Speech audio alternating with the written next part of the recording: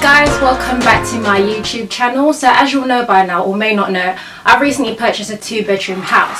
So I'm really excited, so happy, not just because it is a house after all, but because it's been one of my goals and dreams for the longest times, and I'm just so pleased that I've been able to finally accomplish it, especially before my 27th birthday, which I was really hanging on and hoping I'd be able to do, because I didn't want it to be a case of another year goes by and you haven't accomplished what you've wanted to. So anyway, that's just by the way. The point of this video is to talk you guys through how I went about purchasing this property, and hopefully give you guys some tips and advice on how you could also go about getting your own properties. Right, so how I saved £40,000 plus for my mortgage deposit. Now these aren't going to be anything new, no brand new principles, these are just standard day-to-day money management sort of tips. If you take heed to them and basically just pay attention, you'll be able to save that money in no time. So principle number one for me in terms of saving towards my mortgage deposit is not living my salary or my wages. What do I mean by that? Basically, it's not everything that comes into your hands that you must spend.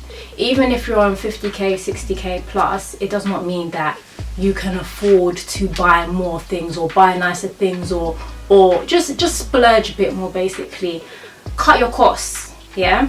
So save a lot more than you are spending. My mentality has always been, wait your turn. Later on, you'll be able to do all those things. But first of all, get your investments in place, yeah? Start building your assets. Number two was staying at home. So I still live at home with my family, and even though I bought this property, I'm not going to move into it myself. I'm going to get tenants in there to pay the mortgage, as I said in my previous video. Now, the importance of staying at home is it's so crucial. Do not move out prematurely. Sometimes, yeah, you may feel like you want your own space, or you just want to be able to have a place where you can call your own home. But honestly, until you are able to afford to buy out your own place, I would not advise moving out to rent. And that's just because when you're renting, you kind of make it very hard for yourself. I don't want to say impossible, but you make it really hard for you to be able to save a big enough amount to be able to then buy your own property. Like essentially it could take you double the amount of time, or an unnecessarily long amount of time to save towards your property. Principle number three, no flashy cars. Like, everybody wants to drive a nice car and be comfortable and look good and whatnot, but I just always said to myself, like, I'm not going to be buying any flashy type of car until I've bought my first house at least. And I'm happy to say that's something that I've stuck by. I do drive a small car, something that gets me from A to B, and that's about it.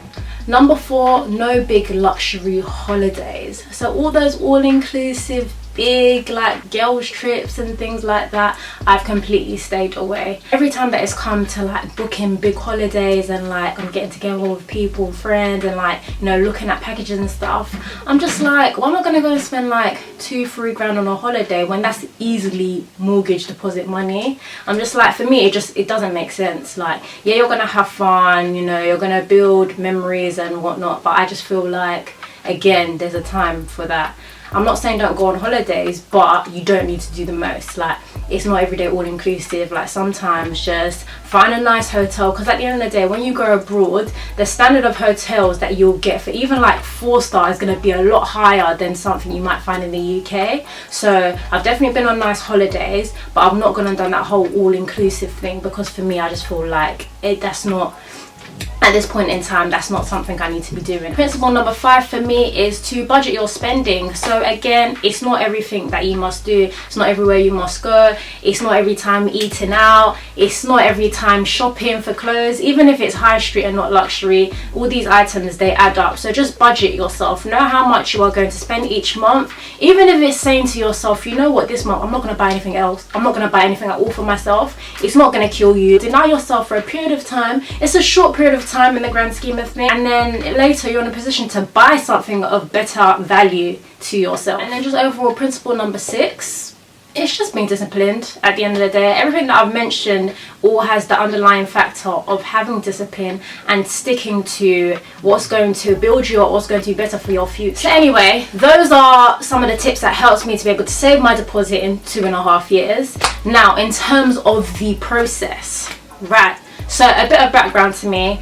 I contracted for a number of years, and in that time that really did help me to be able to save, just because I contracted via my own limited company. Some of you will know what that is, but essentially, if you don't, it's basically whereby you get jobs via your own company where you are the director and you may be also the sole employee of the company. So in essence, all the money is yours, but you're doing it through like a middleman, which is your company.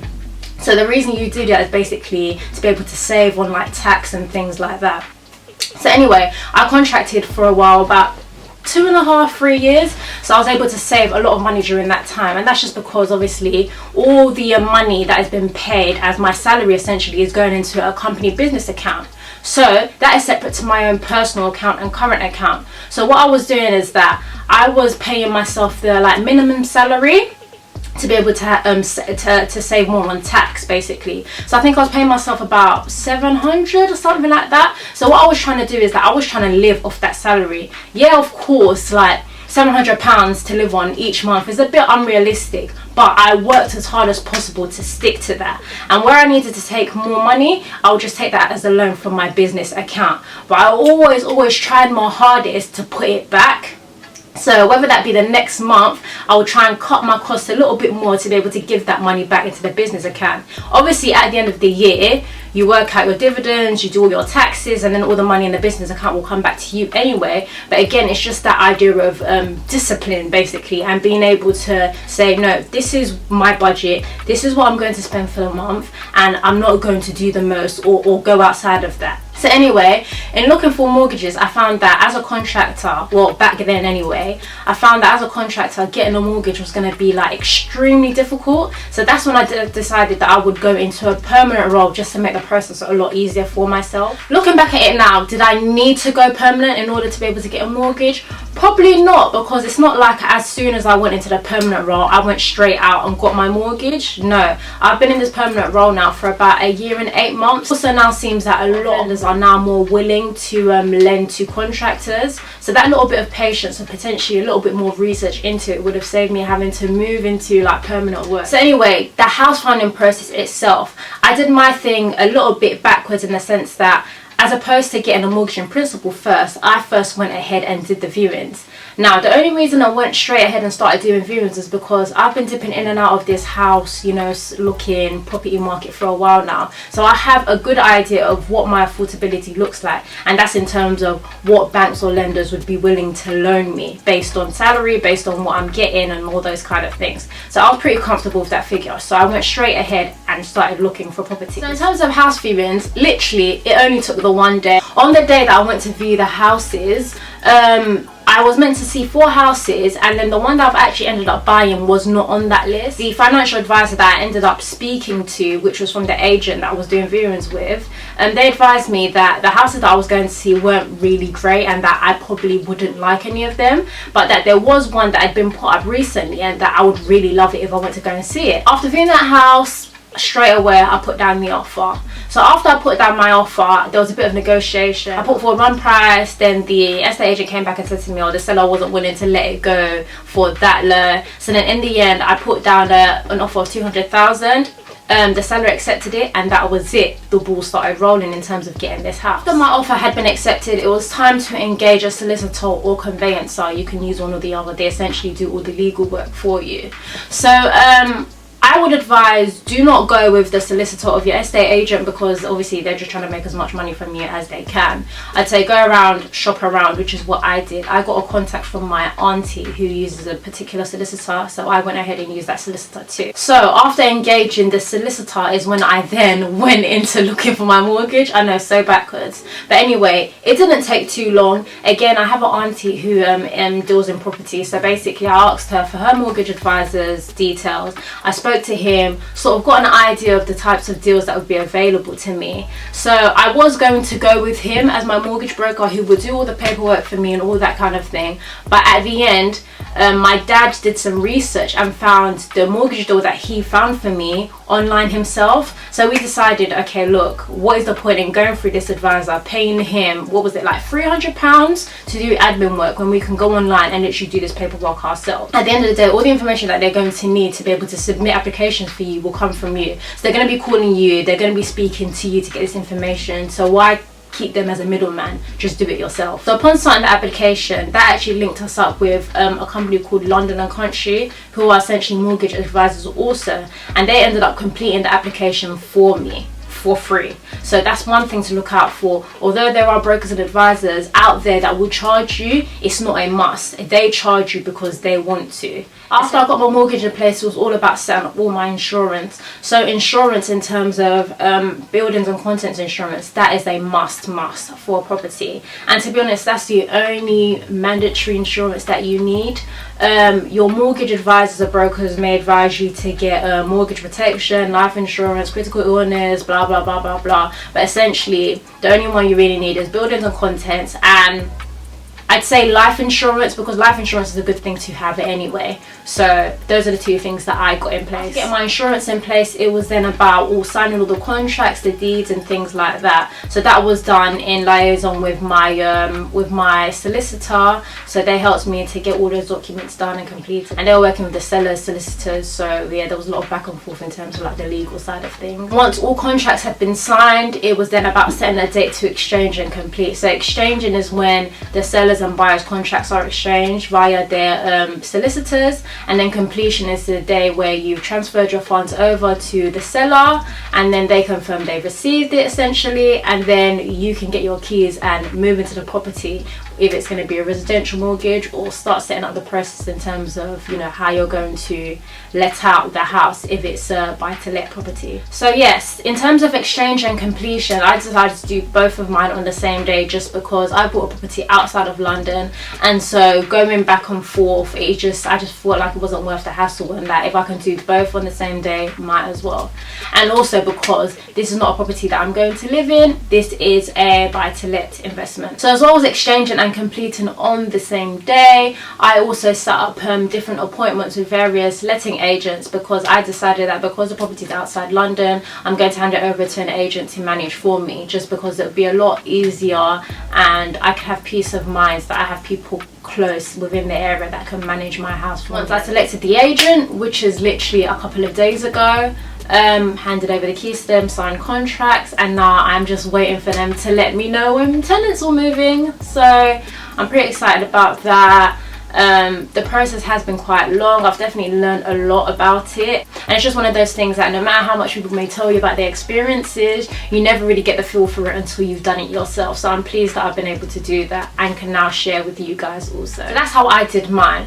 Now I thought it'd be good if I'd advise on the way that things should be done, because I just feel like it'd be a lot smoother. Step number one would be to get a mortgage in principle. Yes, you can go for a mortgage broker or advisor to do this for you, but some may charge you an admin fee of anything from £250 to like £350. But as I mentioned, there are also some that do not charge you any admin fees. So yeah, definitely go ahead and use them if you do come across any. London and Country Mortgages are a good company to use as they do not charge any fees. In terms of getting mortgage deals, if you're looking for lower interest and lower monthly repayments, you want to go for a lower LTV, so that's loan to value. So essentially you want to put down a higher deposit, or the highest deposit that you can. If you're putting anything from 80% upwards, you're going to get lower interest rates on your mortgage. After getting your mortgage in principle, which essentially shows you that a certain lender will be able to give you this loan, then it's on to house viewings. So in terms of house viewings, you need to single in on a location. What are the things that you want there? What are the things that you need? Do you need something that is easily commutable, so that is near to a station? Do you need something that's going to have schools nearby if you have younger ones or children? Do you need something that's going to be a good location for potential tenants? As well as that, you want to look at things like rooms. So be flexible in rooms. So although you may want a 2-bedroom house or a 3-bedroom house, you can look into getting a place where you can maybe change a second lounge into another room. Do you get what I mean? Little things like that can save you money in your property search by just finding other ways around getting what you need. So after doing your house viewings, you've decided on the property that you want, you put down an offer. So start off on a smaller offer, because the likelihood is they may say that they want you to increase your offer, maybe because they've got other people looking at it. So anyway, start off a bit lower, not too low obviously, because you want them to take you seriously, but start off a bit lower, and then if needs be you can increase your offer if they're not willing to accept the first offer. Look for the best solicitors that you can find. time and at a good deal. Basically, like, you're buying a house already, that's expensive enough, you don't want to spend more than you need to. Do not just go with the solicitor that your estate agent tries to put forward to you. They may come across like, you know, this is the only way and you must go with this one, but that's not the case. Do your research, engage your solicitor. You then want to go about applying for your mortgage based on the mortgage in principle that you got earlier. So if the mortgage in principle that you got earlier doesn't mean that in the end you're able to secure a loan from that provider or lender, then it may be time to look around again at different lenders. At the end of the day, if you keep looking, you will find somebody that is willing to give you that money. Like, some may turn you down, but you will find the right one for yourself. It's just about looking around, and again, using those comparison sites are really, really good. After securing your mortgage deal, it's time to get your insurance in place. So again, buildings and contents insurance is the mandatory. Then again, you can also get life insurance to supplement. After you've got your insurance in place, you'll just need to sign your deeds and your contracts and all things like that. After signing all the legal paperwork, is then about exchanging and completing. So you can decide whether you want to do the two on the same day or do them separately. It's totally down to you, and it doesn't make a difference. So that's it if you're going for a residential mortgage. If you are trying to do a buy to let, then this is where you're going to decide whether you want to manage property by yourself or give it to an agent to manage on your behalf. If you decide on a letting agent, at that point you can just sign a contract, hand over the keys to them, and they'll do everything for you. If you did decide that you want to self-manage the property, that's also great, but I would still say set up appointments with different letting agents, and that's just because they will point out certain things to you that you may not be aware of. So I'll use examples based on myself. When I invited the various letting agents to come in to do their valuations on my property to tell me what I'd be able to get in terms of rent, they pointed out a number of things that I'd need to get into place as a landlord. Number one, getting a gas safety certificate for the boiler and any other gas appliances. Number two was getting a carbon monoxide alarm. Number three, getting all the smoke alarms in the house. You know, things like that that you may overlook. There was also another letting agent that told me that I need to do some work on the bathroom, because although it's beautiful, the way they've done it is that they've built it based on like wood pillars around the bath, and it doesn't really make sense because obviously over time the water will erode into that wood, which would leave bigger damage for me to deal with later on, which I don't want. So he advised putting in tiles. I definitely say use the letting agent, get as much knowledge from them as possible, and again, they'll be able to tell you what you should be renting out your property at, so that you don't end up in a position where you're tenant free for ages and or are underselling your property and then they go for cheaper than you should.